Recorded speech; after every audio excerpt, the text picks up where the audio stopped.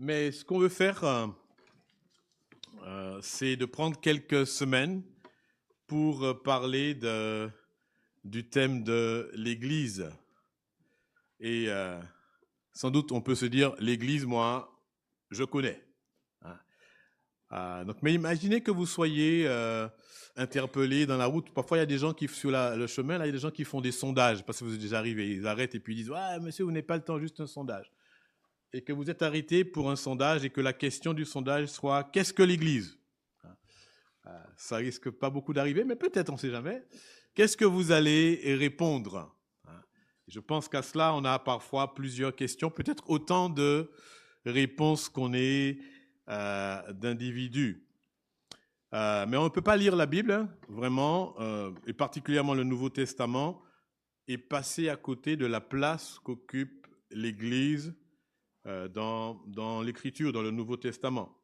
Et en tant que chrétien, notre compréhension de l'Église eh bien, façonne notre manière de vivre aussi dans l'Église. Et même notre manière de vivre tout court.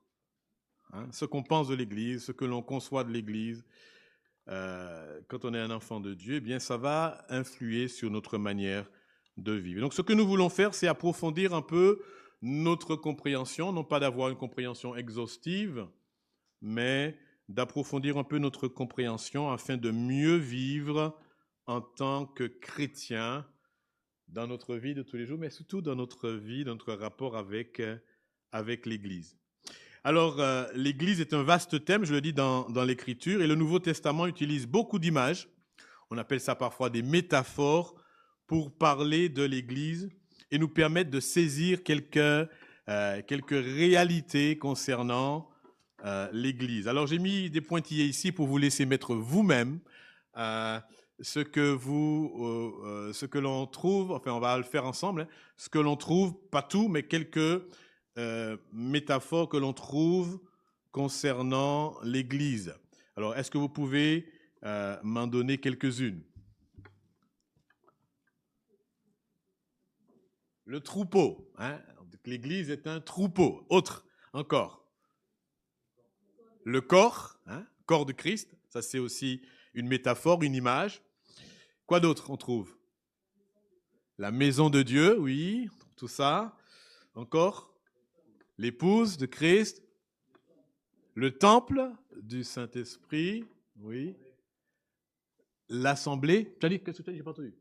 Une assemblée, oui, d'accord. La famille de Dieu. Est-ce qu'il y a d'autres choses qu'on n'a pas dites là, ici? Ça, c'est la définition, ça. Mais c'est vrai. J'ai entendu quelque chose d'autre aussi. La colonne et l'appui de la vérité.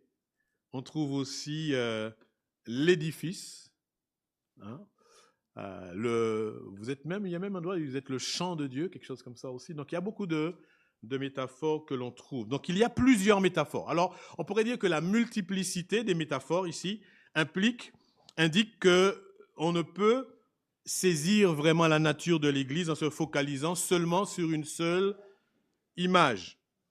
Donc, s'il y a multiplicité, c'est que nous avons besoin de ces multiples images pour avoir une idée plus précise de ce qu'est l'Église. Mais aussi, je crois que s'il y a une multiplicité d'images et de métaphores, c'est que le Saint-Esprit veut que nous saisissions le plus possible ce qu'est l'Église. Donc nous allons intituler notre petite série d'études « Mieux comprendre l'Église », ce qui est tout à fait en tête de votre papier, « Mieux comprendre l'Église pour mieux vivre l'Église » ou « Mieux vivre dans l'Église » ou « Mieux vivre en tant qu'Église ». Pour pouvoir vivre l'Église, il faut saisir aussi, comprendre ce qu'est l'Église et comprendre selon ce que la parole de Dieu nous enseigne.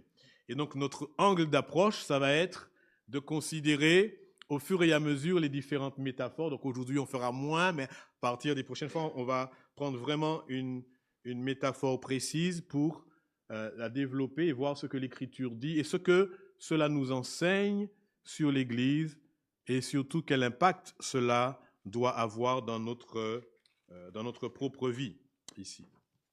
Alors, la première étude que nous allons avoir ce matin, c'est l'Église. Ici, un peuple qui se rassemble. Et donc, ce que je voudrais souligner, c'est que l'Église, on doit la considérer aussi comme le peuple de Dieu, dont une vocation est de se rassembler. Alors, c'est quoi? Quel est le sens du mot Église? Donc, premièrement, l'Église est un peuple, est le peuple de Dieu. Qu'est-ce que l'Église, vraiment? Notre sœur a donné tout à l'heure un sens de ce mot. Donc, je vous ai mis là sur le petit papier que ça vient d'un mot grec, ecclésia, ecclémusica, vous connaissez ecclémusica, c'est tiré de ça aussi, dont la transposition en français donne le mot que vous connaissez, ecclésial, ecclésiastique. Et donc, le mot grec est formé de deux mots et le sens, veut dire être appelé hors de. Mais ça n'est pas un mot purement, comment je vais dire, spécifiquement chrétien. Ça veut dire une assemblée. D'accord? Donc, dans la Bible, on le trouve juste pour désigner une assemblée, mais pas une église chrétienne forcément. Par exemple, donc dans le Nouveau Testament, le mot qui est traduit par ecclésia intervient, enfin on le trouve, est mentionné à peu près 114 fois. D'accord, donc c'est beaucoup, mais c'est vrai qu'il y a 2 ou 3 fois, je crois, où c'est utilisé pour désigner simplement une assemblée. On va revenir là-dessus un peu plus tard. Donc, le mot désigne une assemblée, et pour le grec de l'époque, si vous lui disiez, j'arrive à Corinthe, il dit, je cherche l'église de Corinthe. Vous venez de Sarcelles, et puis vous avez fait un voyage, vous dites, je cherche l'église de Corinthe. Imaginez que vous étiez à cette époque-là, à l'époque où l'apôtre Paul a fondé, et pour eux, église, c'était simplement assemblée. Donc, il veut dire église de Corinthe, on ne sait pas ce que c'est. Une assemblée, c'est un groupement de personnes, vous voyez? Et donc, c'est ça le sens du mot. Mais dans la Bible, on trouve le terme aussi église on pourrait dire sous 2 aspects. L'aspect, ce qu'on appelle l'église universelle, et puis l'église locale. Alors, quelle est la différence de ces 2 choses? Donc, premièrement, église, le petit b là ici, église universelle. Donc, j'ai lu notre confession de foi, et elle dit ceci, elle dit, nous croyons à la réalité de l'église universelle, composée de, et c'est ce que je vous ai mis un petit peu sur le papier, composée de tous ceux qui, en tout temps, en tout lieu, sont choisis en Christ et unis à lui par le moyen de la foi et placés grâce à l'œuvre de l'Esprit en un seul corps, dont Christ lui-même est la tête. Et ce que nous croyons, bien sûr, est tiré de la parole de Dieu avec les versets qui sont là. Donc, la Bible parle d'une église qui est la composition de tous les croyants qui sont toutes les personnes qui ont placé leur confiance en Jésus-Christ, qui sont régénérées par Jésus-Christ, incorporées dans son corps, dont Christ est le chef. Par exemple, en 1 Corinthiens 12, verset 28, il dit « Dieu établit dans l'Église, premièrement, les apôtres, secondement, les prophètes, etc. » Et ici, le sens que l'on comprend, c'est dans l'Église au sens général, dans son sens universel. Mais petit c aussi, l'Église se trouve exprimée sous forme locale. Qu'est-ce que ça veut dire? Que dans le Nouveau Testament, le terme Église s'applique à des groupes de croyants déterminés, spécifiques. Par exemple, Jésus dit en Matthieu 18, verset 17, lorsqu'il emploie le mot « Église », en passant, dans le Nouveau Testament, dans les évangiles, le mot Église est utilisé 3 fois, et c'est 3 fois par Jésus, quand il dit « Je bâtirai mon Église ». Et puis après, quand il parle ici en Matthieu 18 de problèmes qu'il y a avec un frère dans l'Église, il dit « Si quelqu'un a péché, tu dois le voir, le reprendre lui seul. » Il dit « S'il ne t'écoute pas, tu prends avec toi 2 ou 3 personnes. Et puis, s'il refuse de les écouter, il dit, verset 17, « Dis-le à l'Église. » Donc, ça veut dire ici, on comprend ici que l'Église, c'est quelque chose de particulier ici. Il y a un groupe de personnes qui est bien déterminé, et qui compose ce qu'on appelle l'Église. Et Jésus dit, mais va trouver l'Église. Il ne s'agit pas de l'assemblée de tous les croyants qui ont existé depuis, et puis qui sont... D'accord, mais c'est vraiment dans le lieu où ils sont. Ils vont trouver ces personnes qui constituent l'Église de Dieu. Et on trouve aussi le mot Église associé à des noms de villes. L'Église de Jérusalem, l'Église de Corinthe, comme on dit, l'Église de Sarcelles, ou l'Église d'ailleurs. Donc l'Église locale désigne, on pourrait dire, un groupe de croyants qui se rassemblent dans une localité particulière. Donc cette notion d'église locale est très importante dans l'Écriture. Et c'est à ça que je voulais venir, car il y a de très nombreuses références à l'église locale dans la Bible. Pratiquement toutes les épîtres sont écrites à des églises locales, à part ce qu'on appelle les épîtres pastorales, 1 et 2 Timothée et puis Tite, mais l'ensemble est écrit à des églises. Je vous avais dit tout à l'heure, il y a 114 mentions du mot « église » dans le Nouveau Testament, mais il y a seulement 3 fois où le mot est utilisé pour désigner une assemblée qui ne soit pas une assemblée chrétienne. Actes chapitre 19, versets 32, 39 et 41. Mais la plupart du temps, le mot qui est traduit par « église », « ecclésia » ou « assemblée », est utilisé pour parler de l'église locale. Il semble que sur la centaine d'occurrences, à part les 3 dont on a parlé, eh bien, il n'y a que 5 occurrences seulement qui désignent l'église au sens large, l'église universelle. Tout le reste, concerne l'église locale. Donc, c'est dire l'importance que l'église locale occupe dans le plan de Dieu, ici. Donc, l'église exprimée sous sa forme universelle, sous son aspect local, c'est ce qu'on trouve le plus dans le Nouveau Testament, et l'Église est aussi considérée comme le peuple de Dieu. L'Église est considérée ici, donc le 4e point, je pense que je vous ai mis là-bas sur le papier. J'essaie de suivre votre papier en même temps. L'Église comme peuple de Dieu. Il y a plusieurs endroits dans la Bible ou dans le Nouveau Testament où l'Église est appelée un peu le peuple de Dieu. Je vous ai mis ici ce que Tite, l'apôtre Paul dit à Tite. Il dit que Christ s'est donné lui-même pour nous, afin de nous racheter de toute iniquité et de faire un peuple, de se faire un peuple qui lui appartienne, purifié par lui et zélé pour de bonnes œuvres. Et donc ici, il parle de l'Église qui est considérée comme un peuple que Dieu s'est constitué. C'est une image que l'on trouve dans l'Ancien Testament aussi. L'apôtre Pierre l'utilise.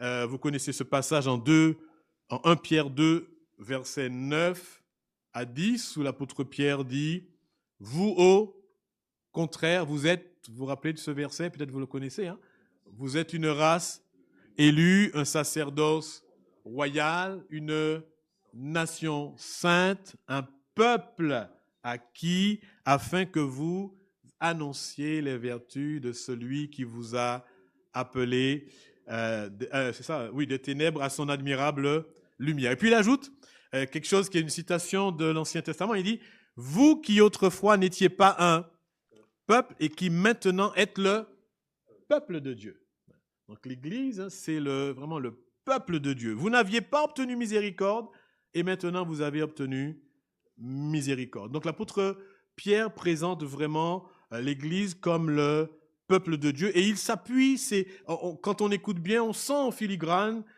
des choses qui sont dans l'Ancien Testament. Par exemple, Deutéronome, chapitre 7, verset 6, je vous lis, où il dit « Car tu es un peuple saint pour l'Éternel, ton Dieu. L'Éternel, ton Dieu, t'a choisi pour que tu fusses un peuple qui lui appartient entre tous les peuples qui sont sur la face de la terre. » Ça ressemble vraiment à ce qu'on a cité et que Paul dit ici, que Jésus-Christ s'est donné lui-même pour nous afin de nous racheter et de se faire un peuple qui lui appartienne.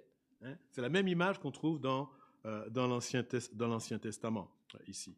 Donc, Pierre, dans la présentation qu'il fait dans 1 Pierre de l'Église, hein, on pourrait dire qu'il parle aux croyants d'une manière collective, corporative et non pas individuelle. Le mot qu'il utilise sont des mots qui sont des mots singuliers, mais qui définissent vraiment un ensemble, une race élue, ou une génération, hein, un sacerdoce royal, hein, il dit une nation, un peuple. C'est vraiment quelque chose qui est très collectif. Et donc, il donne aux croyants ici une vision non pas individuelle, on pourrait dire, hein, mais une vision collective de leur identité de chrétiens. Certes, Dieu sauve individuellement chaque pécheur qui se repent, mais ici, Pierre veut donner aux croyants l'idée qu'ils ne sont pas sauvés pour être tout seuls. Ils sont sauvés et ils font, si j'ose dire, partie d'un ensemble, d'un peuple ici. Et c'est cette vision qu'il leur donne, donc, et qu'il emprunte, bien sûr, de l'Ancien Testament. Donc, l'Église en tant que peuple de Dieu. Secondement, ce que je voudrais développer ici, c'est que l'Église est le peuple de Dieu, mais un peuple qui se rassemble. Je voudrais passer la majeure partie du temps là-dessus. L'Église est un peuple qui se rassemble ici. La compréhension de ce qu'est l'Église, je crois, passe par l'importance que l'on peut saisir de son rassemblement. Il semble que l'Église locale perde un peu de son importance ou de son intérêt aux yeux du chrétien moderne. On passe facilement, on passe plus facilement sur un rassemblement de l'Église qu'un rassemblement de famille, par exemple. La fatigue a vite fait de nous maintenir au lit. Parfois, c'est le travail scolaire qui remporte la victoire sur un rassemblement. Ça peut arriver, mais parfois c'est répétitif. Il faut dire, on peut facilement se dispenser d'un rassemblement que d'autres choses.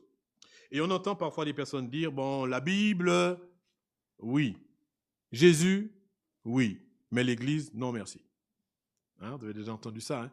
Voilà, on n'a pas besoin de l'Église pour être un chrétien. On n'a pas besoin de se rassembler pour être un chrétien. Après tout, Jésus, Dieu, il est partout. Il est autant dans la salle ici que dans mon lit. Si j'ouvre la Bible et que je le lis. Okay. Mais c'est vrai qu'il y a eu c'est même théologiquement développé cette manière de penser en disant qu'avons-nous de plus lorsque nous nous rassemblons? Puisque après tout, peut-être se basant sur ce que Jésus a dit à la femme samaritaine, vous vous rappelez, hein, quand il a dit « L'heure vient où ce ne sera ni sur cette montagne, ni à Jérusalem que vous adorerez, mais celui qui adore, Dieu doit l'adorer comment? En esprit et en vérité. » Et puis je dis, moi j'adore Dieu en esprit et en vérité. Je n'ai pas besoin d'aller à Jérusalem, à Sarcelles, à Saint-Denis, ailleurs, etc. Il suffit que je serve Dieu là où je suis. Dieu, il est partout. Il nous donne son esprit, il est en nous. Et puis il y a des gens qui disent que il suffit d'ouvrir la parole de Dieu. La parole de Dieu, qu'elle soit lue ou qu'elle soit prêchée, c'est le même Dieu, le même esprit qui implique les mêmes choses dans notre vie. Mais c'est pas ça que l'Écriture dit. Hein. Je crois que le rassemblement physique de l'Église locale est d'une grande importance. Premièrement, on voit que le rassemblement est une vocation. Je vous ai laissé des trous ici. Hein, une vocation de l'Église. Lorsqu'on a eu la pandémie ces dernières années, vous vous rappelez du Covid-19, on a vu naître des slogans un peu étranges. Par exemple, je vous en donne un qui était « Ensemble, gardons nos distances et prenons soin de nous ». Ça paraissait, d'accord, quand on réfléchit quand même, c'est une formule assez contradictoire parce qu'elle demande de faire quelque chose ensemble. Et ce quelque chose qu'il faut faire, c'est de ne pas être ensemble. Ensemble, on va se maintenir à distance. Et puis, je crois que cette distance voilà, qu'on a voulu créer, normalement, on comprend cela, hein, pour faire barrière au virus, eh bien, c'est propagé aussi dans les églises. Et on a commencé à se réunir à distance. On va se réunir à distance. Donc, certains ont découvert qu'il y avait du confort à rester chez soi, bien calé dans son fauteuil, sous sa couette, même en pyjama, et voir le déroulement du culte sans être vu. Hein, voir sans être vu. Et je crois que c'est ça qui est certainement un peu attrayant dans cet aspect des choses. Mais l'Écriture, quand on le lit, nous apprend l'importance du rassemblement de l'Église. L'Église de Dieu est un peuple qui se rassemble et dont la vocation même est de se rassembler. De par le sens même du mot « assembler », d'accord ? Jésus n'a pas dit « je bâtirai ma synagogue et les portes du séjour des morts », il a dit « je bâtirai mon église ». Oui, voilà, après, il a dit église, il a employé à dessein le mot parce que le sens veut dire assembler, okay? Des personnes qu'il appelle et qui s'assemblent ici. Donc Dieu cherche, on peut mettre ça ici, Dieu cherche à rassembler son peuple. On peut voir ça dans Deutéronome 31. Si quelqu'un veut lire Deutéronome 31, versets 10 et 12, est-ce que quelqu'un peut la voir? Deutéronome 31, 10 et 12, rapidement. Oui. Le premier qui la le lit. Hein. Tu rassembleras le peuple, les hommes, les femmes, les enfants. Micro. Merci. Tu rassembleras le peuple, les hommes, les femmes, les enfants et l'immigrant qui résidera avec toi, afin qu'ils l'entendent et qu'ils apprennent à craindre l'Éternel, votre Dieu, à observer et à mettre en pratique toutes les paroles de cette loi.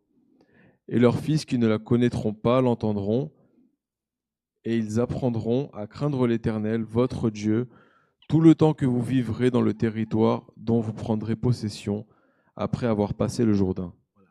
Dieu veut que son peuple se rassemble, hein, enfants, adultes, grands, pour pouvoir entendre sa loi. Ici.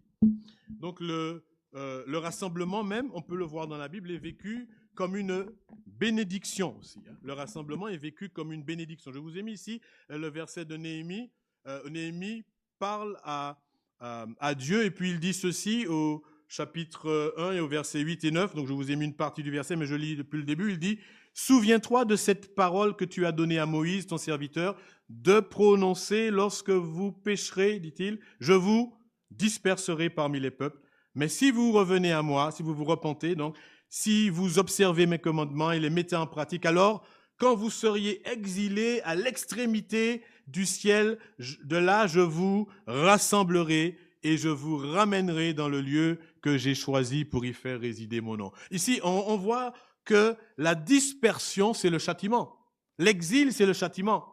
Le fait de les éparpiller les uns loin des autres, c'est le jugement ici. Mais quand Dieu veut donner sa bénédiction, il dit, peu importe de là où vous êtes exilés, si vous vous repentez, qu'est-ce que je vais faire? Je vais vous rassembler. Je vais vous ramener. Dieu, et il présente cela comme une bénédiction. Le peuple de Dieu rassemblé est une bénédiction ici. Et Dieu veut aussi être connu comme celui qui réunit ou qui rassemble son peuple aussi. Hein. Je vous ai mis ce verset de Jérémie 31, 10 où il dit « Nation, écoutez la parole de l'Éternel et publiez-la dans les îles lointaines. Dites, celui qui a dispersé Israël le rassemblera. Hein. » Voilà ce qu'il va faire. Et c'est ça. Il veut qu'on l'on sache qu'il est le Dieu qui rassemble, n'est-ce pas? Et Christ lui-même œuvre aussi, on peut remettre ici, à la réunion de son peuple. Je vous lis Jean chapitre 15 et Jean chapitre 11, verset 51 à 52. Il dit, or, il ne dit pas cela de lui-même, étant souverain sacrificateur. Je crois qu'il parle d'Anne qui avait fait une prophétie à ce moment-là.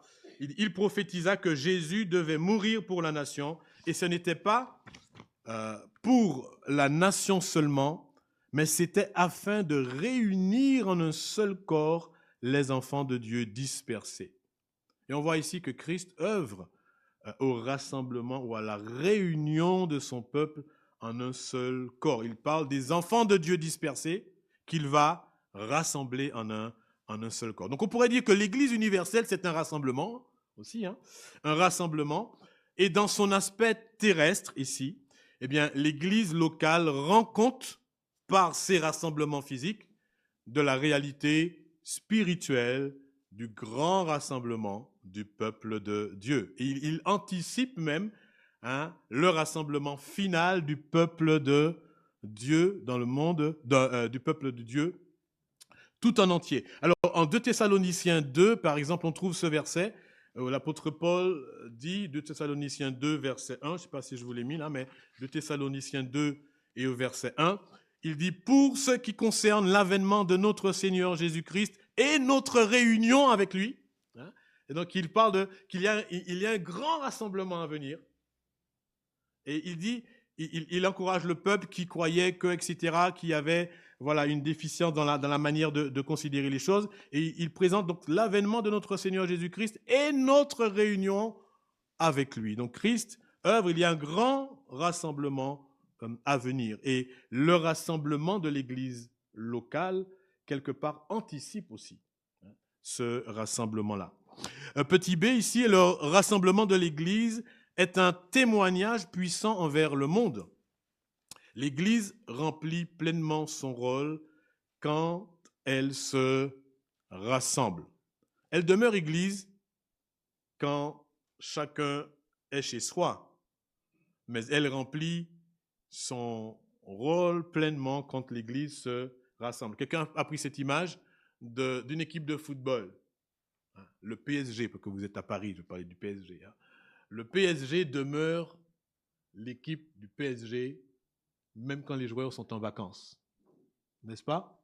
Mais l'équipe joue pleinement son rôle d'équipe lorsqu'il y a un match et que tout le monde est rassemblé.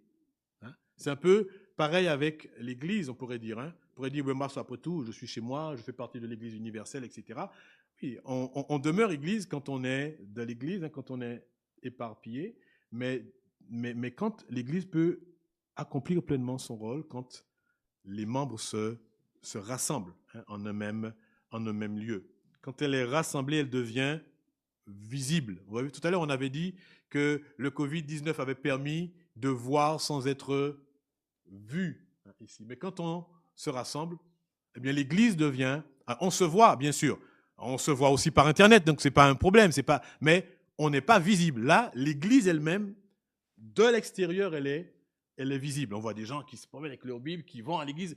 C'est quelque chose, c'est une image particulière. Au début de l'histoire de l'église, j'ai lu que, vous avez peut-être lu les histoires de Pline ou Pline le Jeune, qui était un sénateur de Bithynie, vers 112, et qui écrit à l'empereur Trajan et concernant les chrétiens pour évoquer leurs méfaits. Quels étaient les méfaits des chrétiens? Et donc, il y avait des actes délictuels qu'ils accomplissaient. Les chrétiens étaient accusés de certaines choses qui étaient considérées comme séditieux. Et parmi ces choses, il disait ceci, ils ont l'habitude de se rassembler à date fixe avant l'aube, de chanter un hymne au Christ comme à un Dieu, de s'engager par serment à ne commettre ni vol, ni acte de brigandage, ni adultère, et de manquer à leurs paroles. Et de ne pas manquer, à leurs paroles. Voici toute l'accusation terrible qui porte sur ces chrétiens du 1er siècle. Ils ont l'habitude de se rassembler et de prêter allégeance à Jésus-Christ. Comme s'il s'agissait de Dieu pour eux. C'était extraordinaire. Et non à César, ici. Et le fait qu'ils auraient pu le faire séparément, chacun dans leur coin, nul ne le saurait. Mais le fait qu'ils se sont rassemblés pour le faire, ça a offert une visibilité au monde. Et leur a permis de voir ce que c'est que l'Église de Dieu. Donc le rassemblement assidu, c'est ce qui les frappait. Lorsque les individus isolés, même s'ils sont nombreux, revendiquent ici telle ou telle chose, en France par exemple, eh bien, les gouvernements ne s'inquiètent pas beaucoup. Mais si ces individus s'associent, se rencontrent et descendent dans la rue pour manifester, ça prend une dimension complètement différente. Parce qu'il y a un mouvement visible, il y a une frontière qui s'établit, ces gens ne sont pas contents, le groupe grossit. Donc, quelque part, le rassemblement apporte quelque chose. Et puis, je crois que c'est la même chose pour l'Église de Christ. Son rassemblement témoigne de son message et ça ne laisse personne indifférent. Personne ne persécute l'Église dispersée, vraiment, mais l'Église rassemblée. Dans les pays, par exemple, en Kabylie, quand on veut lutter contre les églises, qu'est-ce qu'on fait? On interdit les rassemblements. On dit pas aux gens, nous vous interdisons de croire en Jésus. Parce qu'on sait qu'on ne peut pas vraiment faire cela. Mais une manière de faire pression sur les gens, c'est de dissoudre les assemblées, de dissoudre les rassemblements. Okay. Et dans l'épître aux Éphésiens, hein, l'apôtre Paul disait ceci. Hein. Il disait il parlait de l'Église en Éphésiens 3. Il dit « À moi qui suis le moindre de tous les saints, cette grâce a été accordée d'annoncer aux païens les richesses incompréhensibles de Christ et de mettre en lumière quelle est la dispensation du mystère caché de tout temps. » Auparavant, il parle du fait que Dieu a réuni les païens en un seul corps, au verset 6, c'est ce qu'il dit. Hein. Et puis il dit donc à mettre en lumière la dispensation du mystère caché de tout temps en Dieu, qui a créé toutes choses, afin que les dominations et les autorités dans les lieux célestes connaissent aujourd'hui par l'Église la sagesse infiniment variée de Dieu. Il dit que ce que Dieu fait avec l'Église, je pense qu'il est question aussi de son rassemblement, le fait d'unir en un même corps tous les enfants de Dieu. Il dit que ça, c'est un témoignage auprès des autorités, même des autorités célestes. La réunion de personnes pour lesquelles il était improbable qu'elles se rencontrent, et encore moins qu'elles s'unissent pour adorer un même Dieu, le riche, le pauvre, le noir, le blanc, le martiniquais, le kabyle, c'est pas tout ce que vous voulez, hein, mélanger ici. Il y avait peu de chances, hein, peu de probabilités qu'on se rencontre et qu'on ait une activité qui nous réunisse autant. D'accord? Mais il dit, ça c'est un témoignage puissant de voir toutes ces personnes d'origines différentes, d'âges différents, d'arrière-plans socio-économiques différents se retrouver, s'aimer, chanter à la gloire du même Dieu. C'est quelque chose qui est un témoignage puissant pour le monde ici. Hein. Ensuite, on pourrait voir aussi que le rassemblement de l'Église, hein, c'est le moyen de croissance du croyant. Le rassemblement de l'Église, c'est le moyen de croissance du croyant. Nulle part ailleurs que dans l'Église locale, le croyant a la possibilité de grandir spirituellement. Parfois, on pense que l'on grandit tout seul, soi-même. Je n'ai pas besoin de l'Église, je peux grandir. Il suffit que j'ai ma Bible, que j'ai le Saint-Esprit, et je n'ai pas besoin du reste pour grandir. D'accord? Je me souviens de cet homme que... Peut-être que vous le connaissez, hein, il passe souvent dans les brocantes.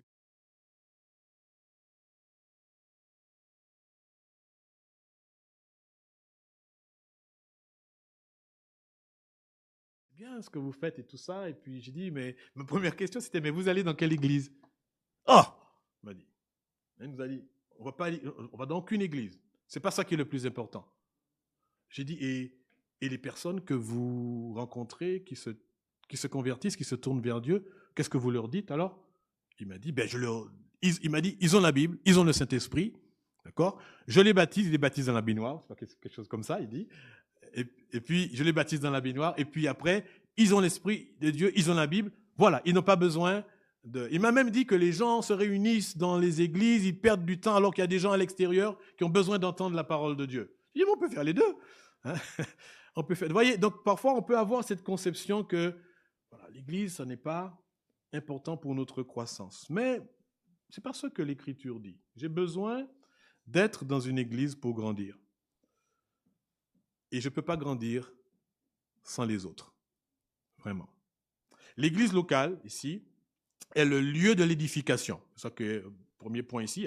L'église locale est le lieu de l'édification. Regardez ce que l'apôtre Paul dit en 1 Corinthiens 14, 26. Il dit, « Que faire donc lorsque vous vous assemblez ?» Et donc, il acte ici que l'église de Corinthe se rassemble. Il n'a pas dit « si vous vous rassemblez ». Quand ça vous arrive de vous rassembler une fois, deux fois. Non, il dit « lorsque vous vous assemblez ». Ça, c'est quelque chose qui est normal, qui est régulier dans l'Église. Et donc, qu'est-ce que vous faites? Il dit, les uns et les autres, parmi vous, ont-ils un cantique, une instruction, une révélation, un langage? Que tout se fasse pour l'édification. Donc, le rassemblement est ce qui permet aux chrétiens d'être construits, de s'édifier, de croître dans la grâce et dans la connaissance de Jésus-Christ. Éphésiens 4, versets 11 à 16, on ne va pas lire ce passage, mais il est dit que Dieu a donné des hommes pour quoi? Pour le perfectionnement, on peut le mettre là, pour le perfectionnement des saints, en vue de l'édification du corps de Christ, donc de chaque croyant, l'édification même de l'Église, se fait dans le rassemblement de l'Église ici. L'Église locale est aussi le lieu de la sanctification du croyant. Il y a beaucoup d'exhortations qui sont adressées aux églises et ces exhortations touchent la plupart du temps les relations interpersonnelles dans la Bible. Par exemple, je vous lis Éphésiens 4, versets 1 à 3. « Je vous exhorte donc, moi le prisonnier, dans le Seigneur, à marcher d'une manière digne de la vocation qui vous a été adressée. » Ça fait très théologique et très spirituel, on pourrait dire ici. Voilà, on va marcher d'une manière digne de la vocation qu'on a reçue en Jésus-Christ. Et puis après, l'apôtre Paul, clarifie sa pensée en toute humilité, en douceur, avec patience, vous supportant les uns les autres, avec charité, vous efforçant de conserver l'unité de l'esprit par le lien de la paix. Voilà comment vous devez croître, voilà comment vous devez grandir. Il faut se supporter. C'est plus facile de se supporter quand on ne se voit pas. À distance, on peut être très spirituel à distance. Parce qu'il n'y a pas de contrainte. Il n'y a rien, n'est-ce pas? Mais quand je suis assis à côté de l'autre, et puis, voilà, et puis, c'est pas, on a un petit peu de mal à communiquer, je dois apprendre à prier, chanter le même cantique, m'adresser au même Seigneur que lui. Je dois enfin réaliser qu'il est mon frère, qu'elle est ma sœur, que nous faisons tous les deux partie du peuple de Dieu. Et que je dois l'aimer. Quand par exemple, on prend le métro ou le train, et puis parfois on rencontre quelqu'un qui lit sa Bible, ou on ne sait pas s'il est vraiment ancien, mais il y a quelque chose qui se dit, mais c'est probablement ma sœur ou mon frère. C'est probablement, nous faisons partie du même peuple, nous adorons le même Dieu probablement. Et donc, le rassemblement permet cela, il permet ici donc la sanctification du croyant. Éphésiens 4,30 dit « N'attristez pas le Saint-Esprit par lequel vous avez été scellés pour le jour de la rédemption, mais que toute amertume, toute animosité, toute colère, toute clameur, toute calomnie, toute espèce de méchanceté disparaissent du milieu de vous. Soyez bons les uns envers les autres, compatissants, vous pardonnant réciproquement comme Dieu vous a pardonné en Christ. » Donc on voit ici que la véritable croissance spirituelle, ici, elle se montre quand l'Église triomphe, quand l'Évangile triomphe de nos différends entre nous et nous conduit dans une relation qui est empreinte d'amour. Et donc l'Église devient à ce moment-là l'instrument de Dieu pour notre sanctification. C'est-à-dire le rassemblement physique de l'Église devient l'instrument de Dieu pour notre sanctification. Ici. En Hébreux 10, 24, on pourrait le voir. Donc, troisième point que je mets ici, l'Église est le lieu de la stimulation spirituelle. L'Église est le lieu de la stimulation spirituelle. Hébreux 4, Hébreux 10, versets 24 et 25, surtout dit « Veillons les uns sur les autres pour nous exciter à l'amour et aux bonnes œuvres. » Et comment est-ce qu'on va veiller les uns sur les autres? Ici, il est question d'être le sens, c'est d'être des provocateurs d'amour. C'est stimuler l'amour et les bonnes œuvres chez les autres. Ça, c'est une mission que Dieu confie à chaque croyant. Mais comment ils vont le faire? Ils vont le faire en n'abandonnant pas leur assemblée. N'abandonnons pas notre assemblée, comme c'est la coutume de quelques-uns, mais exhortons-nous réciproquement, et cela d'autant plus que vous voyez s'approcher le jour. Comment est-ce qu'on peut se stimuler dans la vie chrétienne? Une manière de se stimuler, c'est de se stimuler au rassemblement. Okay? J'avais lu une petite histoire qui se passe en Afrique. Vous savez, il semble que voilà, l'église était sur une petite place, le lieu où l'église se réunissait, sur une place centrale, et puis les gens venaient des huttes un petit peu de partout, et à force d'emprunter les chemins pour aller de leur maison à la hutte, mais il y avait plein de sentiers comme ça, de terre, de l'herbe au milieu, puis là où ils passaient, il y avait plein de sentiers comme l'Arc de Triomphe, hein, toutes les rues qui arrivent ici. Hein. Et puis quand un frère s'absentait de plus en plus, eh bien, qu'est-ce qui se passait? Eh bien, il y avait de l'herbe qui poussait sur son sentier. Et les autres lui disaient, pour l'encourager, frère, l'herbe pousse sur ton sentier. Ça veut dire, ça fait longtemps que tu t'es pas réuni avec nous. Ils comprenaient tout de suite ce que ça voulait dire. Et c'est comme ça, hein, lorsqu'on ne se réunit pas, l'herbe pousse sur le sentier de notre cœur aussi.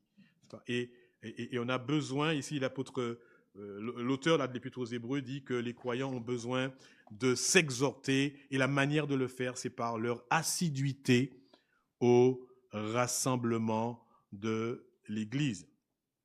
Alors, je vais terminer ici en disant qu'il y a beaucoup de choses qui tendent parfois à orienter notre vision de l'Église locale. Parfois, c'est l'individualisme dans lequel on baigne ici. Cet individualisme nous pousse à nous placer nous-mêmes comme référence. On entend parfois, pour moi, l'Église, c'est comme ça.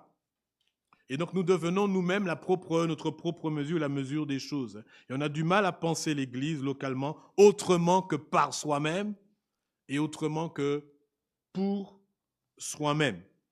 Mais l'Écriture nous adresse vraiment ici un appel à considérer l'Église d'une manière biblique. Elle exhorte individuellement chaque croyant, ici on pourrait dire, par le biais de l'Église locale. On cherche parfois à ce que Dieu ait une parole pour nous. Mais quand on regarde les Écritures, en fait, il y a peu d'endroits où on voit que Dieu s'est, surtout à l'époque du Nouveau Testament, adressé seulement à une personne dans ce petit coin, tout seul. Les épîtres sont arrivés à des églises. C'était pour des églises la plupart du temps. Et donc, c'est à travers l'église que les croyants sont exhortés. Et même, on peut prendre l'exemple de Thomas. N'est-ce pas? Vous vous rappelez, Thomas, il a dit, il n'était pas là à un moment donné où les disciples se sont réunis lors de la résurrection de Jésus. Et puis, les disciples lui ont raconté qu'ils ont vu Jésus. Il a dit, moi, si je ne vois de mes yeux, si je ne me mets ma main dans les traces des clous, je ne vais pas croire. Et la Bible ne dit pas que Thomas a eu une visite spéciale de Jésus le soir tout seul pour lui dire, Thomas, pourquoi tu n'es pas venu? J'étais là. Non, il s'est passé une semaine.